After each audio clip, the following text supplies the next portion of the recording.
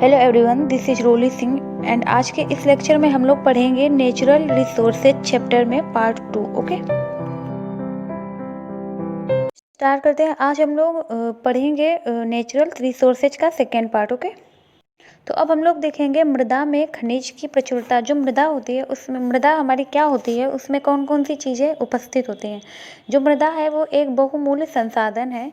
सभी जीवों के पालन पोषण का आधार ही मृदा है। मतलब कि जो हमारे सभी जीव होते हैं तो उनके पालन पोषण के लिए एक आधार हमारी मृदा होती है। ओके, हजारों लाखों वर्षों के लंबे समय के अंतराल में चट्टान और भौतिक, रासायनिक और जैव प्रक्रम द्वारा टूट जाते हैं। मतलब कि जो बहुत हजारों या लाखों वर्ष होते हैं, इतने लंबे समय के अंतराल में जो चट्टानें होती हैं वो भौतिक, रासायनिक और जैव प्रक्रम के द्वारा टूट जाती हैं।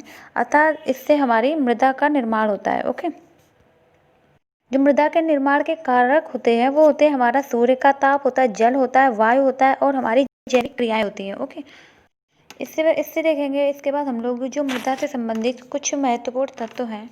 मृदा एक मिश्रण है जिसमें सड़े गले जीवों के टुकड़े भी मिले होते हैं। मतलब कि जो मृदा है हमारी वो एक मिश्रण है जिसमें जो जीव होते हैं सड़े गले, मतलब कि चीज़ें सड़ गल जाती हैं तो उससे हम लोग उसमें मृदा में मिले होते हैं। तो जो जीव होते हैं उन्हें हम लोग बोलते हैं ह्यूमस। ओके, ह्यूमस मृदा को संरंध्र बनाता है, मतलब कि मृदा को सॉफ्ट बनाता है और वायु तथा जल को भूमि के अंदर जाने में सहायता करता है। जो मतलब ह्यूमस होता है वो मृदा को सॉफ्ट बनाता है और जो वायु और उसके अंदर जो जल होता है उसको भूमि के अंदर जाने में हेल्प करता है। ओके, खनिज पोषक तत्व ह्यूमस कणों के आकार आदि मृदा की प्रकृति को निर्धारित करते हैं। मतलब कि मिट्टी कैसी है, उपजाऊ है या अनुपजाऊ है, तो ये जो उसके अंदर खनिज या पोषक तत्व होते हैं और ह्यूमस होता है और जो उसके कणों का आकार होता है वो निर्धारित करता है। ओके, इसके बाद जो आधुनिक खेती होती है हमारी वो कीटनाशी और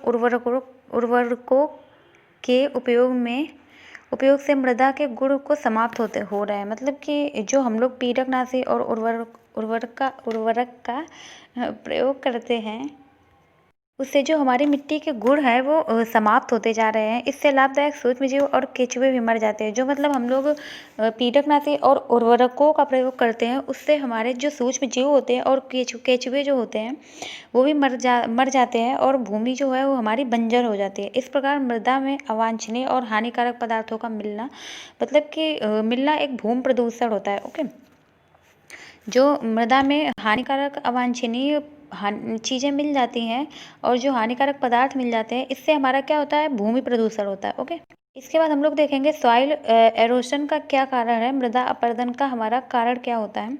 वायु, जल या अन्य किसी कारक से मृदा का अपने जगह से हट जाना हमारा क्या कहलाता है, मृदा अपरदन कहलाता है। ओके, जो पौधे होते हैं पौधों की जड़ें मृदा अपरदन को रोकने के लिए बहुत महत्वपूर्ण भूमिका निभाती है। मतलब कि जो पौधों की जड़ें होती हैं वो मृदा अपरदन को रोकती हैं, इसलिए हम लोगों को बोला जाता है कि हम लोग पेड़ पौधे लगाएं।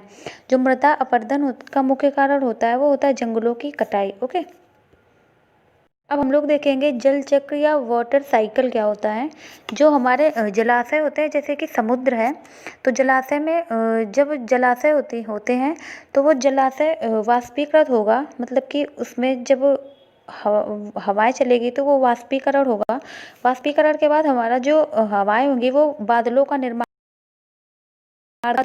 होगा, तो उससे होगी हमारी वर्षा। ओके, इसको हम लोग क्या बोलेंगे, वाटर साइकिल या जल चक्र।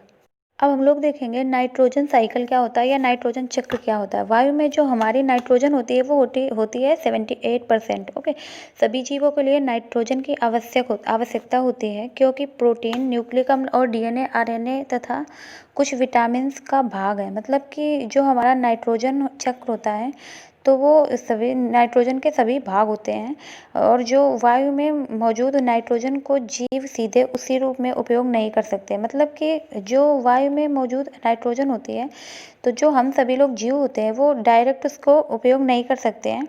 तो पौधे जो होते हैं वो भूमि से नाइट्रेट या नाइट्राइट के रूप में ग्रहण करते हैं और क्या बनाते हैं, प्रोटीन बनाते हैं। ओके, और जो हम लोगों के अंदर होता है प्रोटीन होते हैं, न्यूक्लिक अम्ल होते हैं, डीएनए, आरएनए और ये सभी विटामिन के भाग होते हैं। इन सभी के लिए नाइट्रोजन हमारा आवश्यक होता है। ओके, इसके बाद जो हमारा नाइट्रोजन चक्र होता है, फलीदार पौधे होते हैं जैसे चना, मटर, अरहर, चना, मटर और अरहर, तो ये इनकी जड़ों में एक मूल ग्रंथिका या रूट नोडल्स पाई जाती है। तो उसको हम लोग क्या बोलेंगे, इन संरचना को राइजोबियम क्या बोलते हैं, राइजोबियम नामक जीवाणु पाया जाता है। मतलब कि एक जीवाणु पाया जाता है, उसको हम लोग राइजोबियम बोलते हैं। वायुमंडलीय नाइट्रोजन को पौधों के नाइट्रेट और नाइट्राइट में बदल देता है।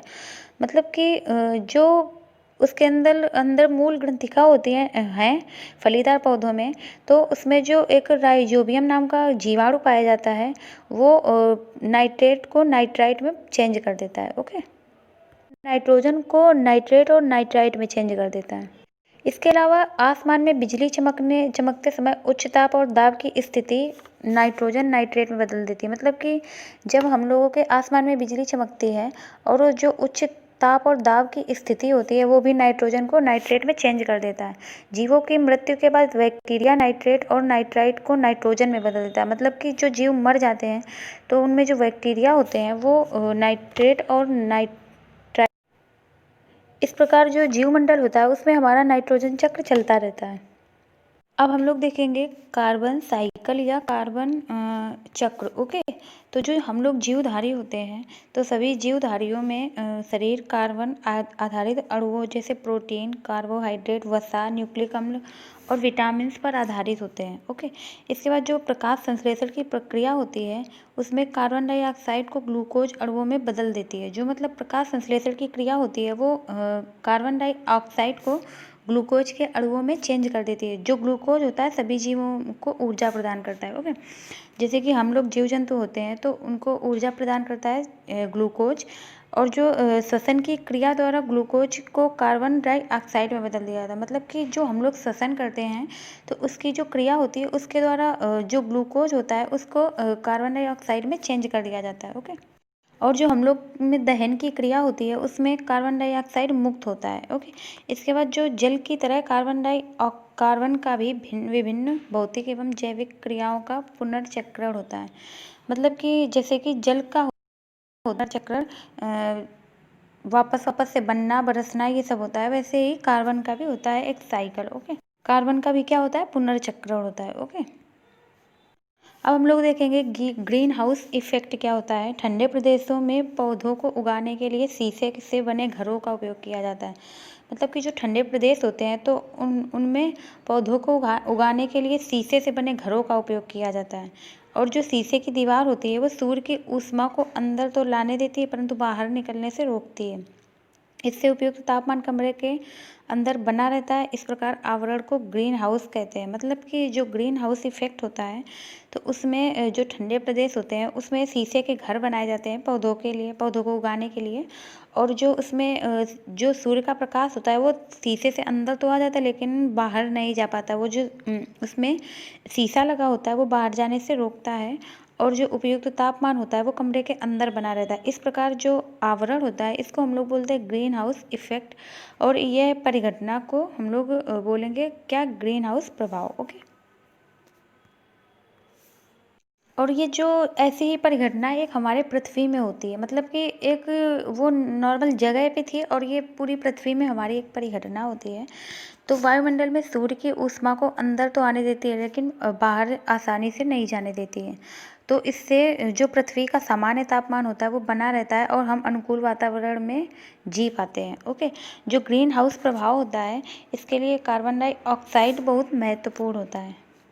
जो प्रदूषण की वजह से वर्तमान में कार्बन डाइऑक्साइड की मात्रा की वृद्धि हो रही है, वो उसके कारण जो उसमें तापमान में असमान वृद्धि हो रही है। इस प्रकार को अत्यधिक वृद्धि को हम लोग क्या बोलेंगे, वैश्विक उष्मीकरण या ग्लोबल वार्मिंग बोलेंगे। ओके, तो जो ग्लोबल वार्मिंग होती है वो हमारे लिए एक बहुत बड़ी समस्या है।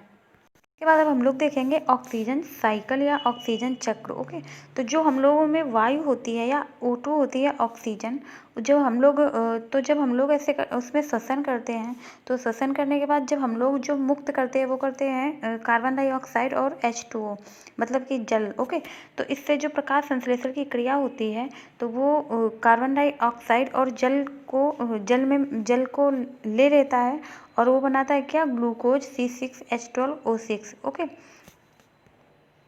अब हम लोग देखेंगे ओजोन लेयर क्या होता है, ओजोन परत क्या होता है। वायुमंडल के ऊपरी भाग में ओजोन गैस की एक परत पाई जाती है, जिसे हम लोग क्या बोलते हैं, ओजोन लेयर बोलते हैं। ओके, जो ओजोन का रासायनिक सूत्र होता है वो होता है O3, मतलब कि जो ओजोन होती है वो ऑक्सीजन के 3 अणुओं से मिलकर बनी होती है। ओजोन परत हमारे लिए एक वरदान है, क्योंकि यह सूर्य की हानिकारक जो परावैंगनी किरणें आती हैं या विकिरण आती हैं उससे हम लोगों को बचाती है, और ये उन अल्ट्रावायलेट जो रेडिएशन होती है उसको ये सोख लेती है और पृथ्वी तक आने नहीं देती है। ओके, जो पराबैंगनी विकिरण या अल्ट्रावायलेट रेस होती हैं वो हमारे लिए बहुत घातक होती हैं या हानिकारक होती हैं।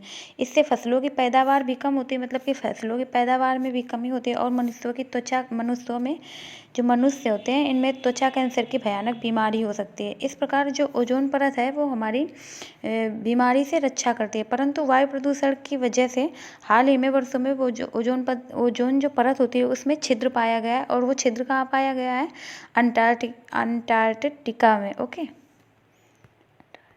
वो छिद्र कहाँ पाया गया है, अंटार्कटिका में। ओके, इस प्रकार जो घातक विकिरण होती हैं वो पृथ्वी तक पहुँचने की संभावना प्रबल हो जाती है अगर हमारी ओजोन परत में छिद्र होता है। ओके, ये जैसे कि लिखा भी है।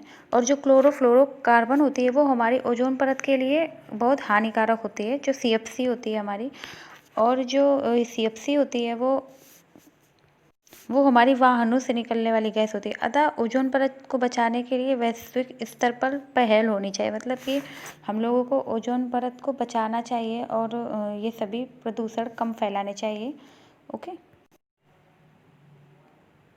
तो आज हम लोगों का चैप्टर कंप्लीट हुआ, नेचुरल रिसोर्सेज चैप्टर कंप्लीट हो गया। Okay, thanks for watching video.